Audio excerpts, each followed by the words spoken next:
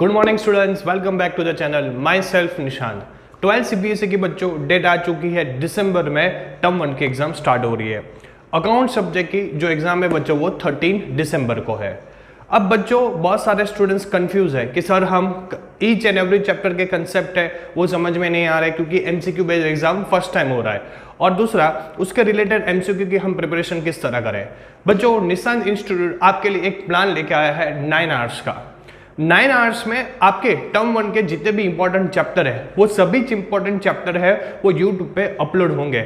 अगर ये 9 आवर्स के ईच एंड एवरी चैप्टर के अगर आपने कंसेप्ट समझ लिए बच्चों तो 110% इसके रिलेटेड चैप्टर रिलेटेड जितने भी कंसेप्ट है और MCQ आपको समझ में आ जाएंगे। पहला बच्चों आज हम चैप्टर अपलोड करने वाले हैं रिकंस्ट्रक्शन ऑफ पार्टनरशिप फर्म। ये चैप्टर में से ऐसा लग रहा है कि बोर्ड में 2 या 3 मार्क के MCQ आ सकते हैं, 2 या 3 मार्क के। अब इसके रिलेटेड हमने टोटल ये जो वीडियो है वो 4 पार्ट में डिवाइड किया है, जिसमें बच्चों पार्ट 1 है उसमें हम डिस्कस करेंगे सेक्रीफाइस और गेनिंग रेशियो जो करीबन 9 मिनट का रहेगा। दूसरा है पार्ट 2 जहां पे हम रीवैल्यूएशन अकाउंट के दोनों पार्ट डिस्कस करेंगे, उसका वीडियो है वो 16 मिनट का रहेगा। थर्ड पार्ट है बच्चों वो हम डिस्कस करेंगे रिजर्व, उसका जो वीडियो है वो रहेगा 16 मिनट का। और ये 3 कंसेप्ट समझने के बाद इसके रिलेटेड मोस्ट IMP 15 MCQ जो आप पार्ट 4 में देख सकते हो। तो पार्ट 4 में टॉप 15 MCQ जो बोर्ड में पूछने जाने के चांसेस ज्यादा है वो अपलोड करेंगे, तो वो रहेगा 25 मिनट्स का, यानी कि एवरेज 66 मिनट्स। बच्चों ये चैप्टर में आपने अपने 66 मिनट्स यानी कि ऑन एन एवरेज 1 आवर दे दिया तो ये चैप्टर पूरा क्लियर हो जाएगा, और बोर्ड में 2 to 3 MCQ जो पूछे जाने वाले वो आप अच्छी तरह क्या कर सकते हो, कंसेप्ट अटेम्प्ट कर सकते हो बच्चों। दूसरा ये चैप्टर नहीं, इसके अलावा admission, equity share capital, ratio analysis, financial statement analysis, goodwill, introduction of partnership firm जितने भी है वो यही पार्ट में डिफरेंट पार्ट में अपलोड होंगे, और इसके रिलेटेड MCQ भी अपलोड होंगे। तो बच्चों अगर आपको अच्छा मार्क्स चाहिए तो 9 आवर्स का ये एक्शन प्लान बनाया गया है वो आप अच्छी तरह देखिए, अपने फ्रेंड्स को फॉरवर्ड कीजिए, और दूसरा साथ में ये जो अपलोड हो रहे वीडियो बच्चों आप नोट डाउन कीजिए, लिखिए, तो आपको ज्यादा समझ में आएगा और आपके लिए बेनिफिट होने वाला है। तो बच्चों आज से स्टार्ट कर दीजिए पहला chapter reconstruction of partnership firm. इसके बाद नेक्स्ट है फाइनेंशियल स्टेटमेंट एनालिसिस चैप्टर जो यूट्यूब में 1 या 2 दिन में बच्चों क्या हो जाएगा, अपलोड हो जाएगा। Thank you so much. Good morning students. Now बच्चों हम स्टार्ट करते हैं CBSE टर्म 1 की। हम पहली चैप्टर बच्चों स्टार्ट करते हैं जिसका नाम है रिकंस्ट्रक्शन ऑफ पार्टनरशिप फर्म। इसमें से बच्चों बोर्ड में 2 और 3 MCQ आने के चांसेस है।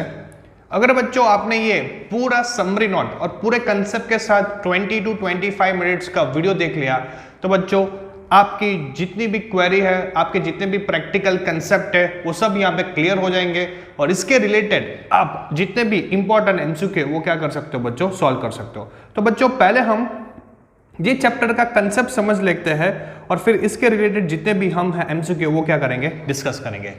चैप्टर का नाम देख सकते हो, चैप्टर का नाम है reconstruction of partnership firm. Chapter का नाम बच्चों क्या है, रिकंस्ट्रक्शन ऑफ पार्टनरशिप फर्म। अब रिकंस्ट्रक्शन का मतलब होता है सर्टेन चेंजेस। पार्टनरशिप में क्या होते हैं, सर्टेन चेंजेस होते हैं। कुछ टाइम के बाद, 5 साल के बाद, 10 साल के बाद पार्टनरशिप में कोई ना कोई चेंजेस होगा, तो लॉजिकली वो चेंजेस की वजह से अकाउंटिंग ट्रीटमेंट में क्या क्या फर्क पड़ेगा वो बच्चों हमें समझना है। फॉर एग्जाम्पल यहाँ पे एक एग्जाम्पल आपकी बुक में दिया है वो हम लेते हैं कि A और B ये दोनों पार्टनर थे। अज्यूम करो कि 5 साल से ये अच्छा खासा बिजनेस चला रहे थे, लेकिन 5 साल के बाद इन लोगों को जो प्रॉफिट शेयरिंग रेशियो वो चेंज करनी थी। जब इन्होंने पार्टनरशिप फर्म स्टार्ट किया तब इन लोगों की ओल्ड रेशियो 1:1 थी, लेकिन आफ्टर 5 इयर्स ये लोग क्या करना चाहते हैं, अपनी प्रॉफिट शेयरिंग रेशियो 2:1 करना चाहते हैं। तो A और B दोनों ने डिस्कशन किया, और डिस्कशन करके उन्होंने ये सोचा कि हम प्रॉफिट शेयरिंग रेशियो चेंज करें, तो उनके माइंड में एक क्वेश्चन आया कि इसकी वजह से अकाउंटिंग ट्रीटमेंट में क्या फर्क पड़ेगा। A और B ने डिस्कशन में सोचा कि लॉजिकली वो प्रॉफिट शेयरिंग रेशियो चेंज कर रहे हैं, तो पहला कोई पार्टनर सेक्रीफाइस करेगा और कोई पार्टनर गेन करेगा, तो सेक्रीफाइस और गेनिंग रेशियो फाइंड करना पड़ेगा हमें। तो पहली ये अकाउंटिंग ट्रीटमेंट हमें ये चैप्टर में लर्न करनी है।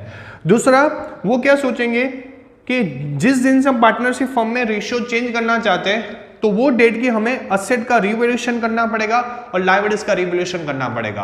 और जितनी भी वहां पे प्रॉफिट हो रहे या फिर लॉस, प्रॉफिट भी हो सकता है और लॉस भी हो रहा है, वो हम 1:1 में डिस्ट्रीब्यूट करें और नई तरीके से फिर हम 2:1 में आगे हम चलाएंगे। तो वो अपना रिवैल्यूड करेंगे असेट और लायबिलिटीज को। फिर वो सेविंग का सोचेंगे। सेविंग का मतलब आप समझ सकते हो रिजर्व, कि हमारी कितनी रिजर्व है, कितना हमारा प्रॉफिट है और रिजर्व में हमें कितने बार देने पड़ेंगे। तो रिजर्व का कैलकुलेशन करेंगे और फिर वहां पे अकाउंटिंग ट्रीटमेंट क्या है वो हमें नेक्स्ट पार्ट में बच्चों समझना है।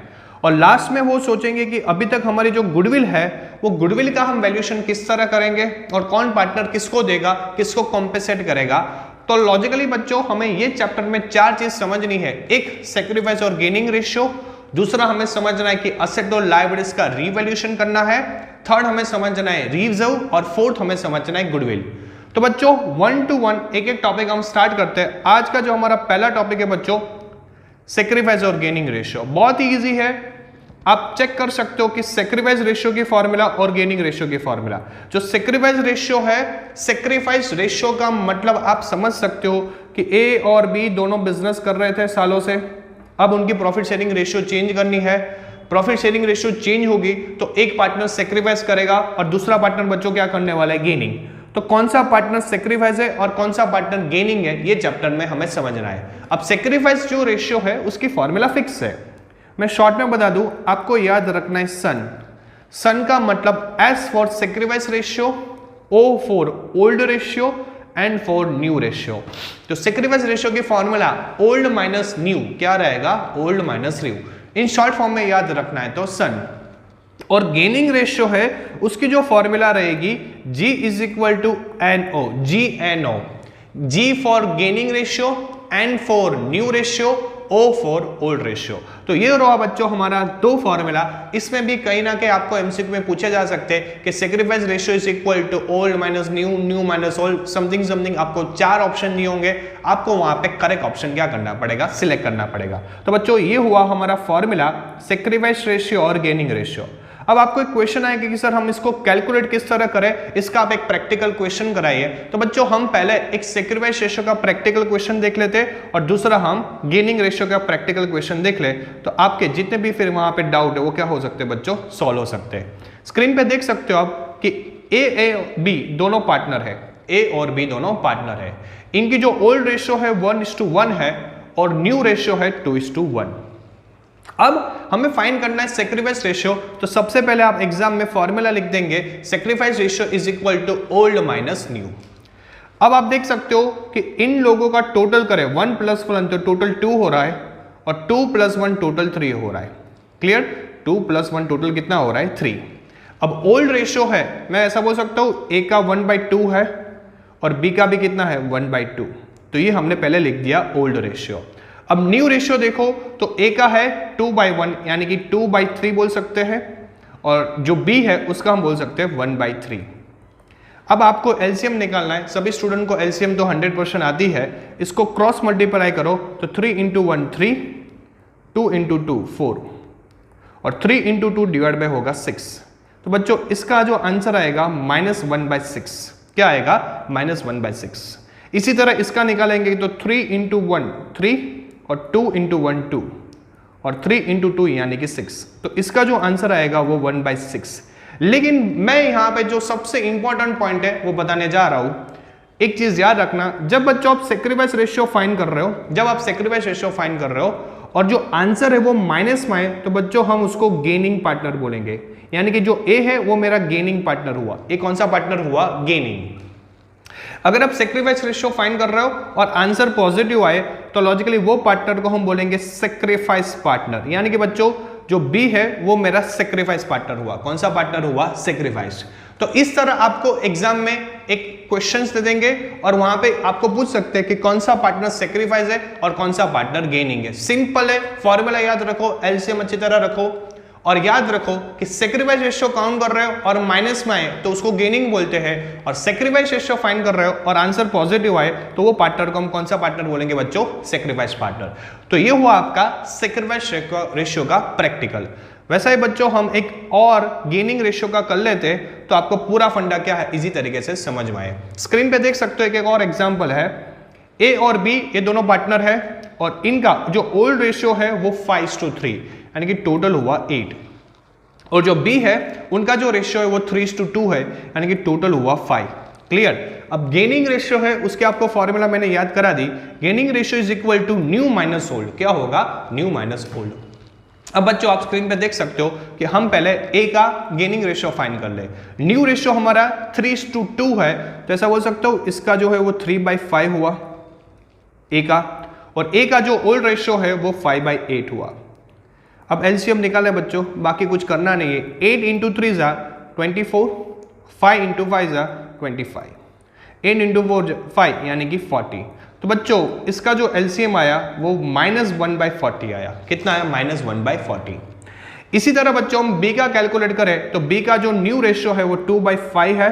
अब देख सकते हो न्यू रेशियो 2/5 और जो ओल्ड रेशियो है वो हम कर देख सकते हैं स्क्रीन पे 3/8 है। कितना है? 3/8।